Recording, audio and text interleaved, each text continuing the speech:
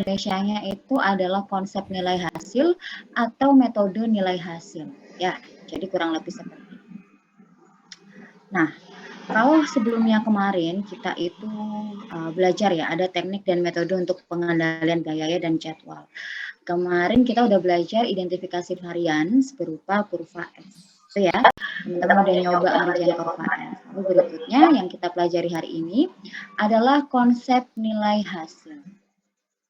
Nah, konsep nilai hasil ini dikembangkan untuk membuat perakiraan atau proyeksi masa depan proyek. Misalnya nih ya, proyeknya itu harusnya selesai dalam waktu 25 minggu. Oke? Proyek harusnya selesai dalam waktu 25 minggu. Tapi pada saat minggu ke-13 proyek itu mengalami keterlambatan, gitu ya. Keterlambatan, terus itu banyak material yang belum sampai dan sebagainya. Intinya terlambat lah, baik dari segi waktu dan dari segi biaya. Oke, jadi minggu ke-13 kita terlambat ya.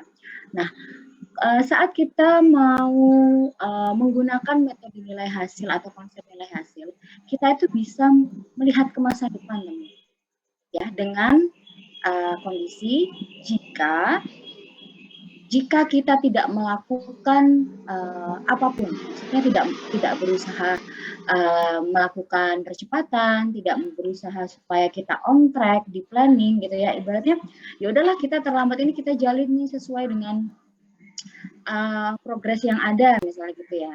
Gitu. Nah, unvalue method ini akan membantu kita kira-kira pada minggu keberapakah kita akan selesai. Jadi kan awalnya minggunya itu 25 ya, 25, minggu ke-13 itu terlambat. Nah, kalau kita nggak ngapa-ngapain nih, ya kita nggak ngapa-ngapain, kira-kira proyek itu selesainya minggu keberapa? Mungkin minggu 30, minggu 35 gitu ya. Itu konsep nilai hasil bisa memprediksi itu.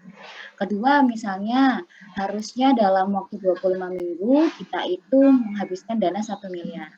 Karena pada minggu ke-13 itu misalnya nih, harusnya dana yang keluar itu sudah 700 juta misalnya ya. Karena terlambat terus kita rugi. Nah, konsep nilai hasil dia itu juga bisa memprediksi kira-kira sampai proyek ini selesai nanti, entah akhirnya tanpa ngapa-ngapain ya, misalnya nanti ketemunya 30 minggu, kira-kira berapa ratus juta yang keluar. Gitu. Jadi istilahnya kita ini memprediksi kalau kita nggak ngapa-ngapain. Nah, nanti baru dari situ kita bisa membuat kesimpulan dan bisa membuat keputusan. Kira-kira nanti harusnya seperti apa. Ya, sudah terbayang kira-kira maksudnya konsep nilai hasil? Ini kalau kita nggak ngelakuin apa-apa ya. Makanya dia bilang nih, berapa besar proyeksi keterlambatan pada akhir proyek bila kondisi masih sama saat seperti pelaporan. Jadi kayak nggak melakukan akselerasi dan apa-apa.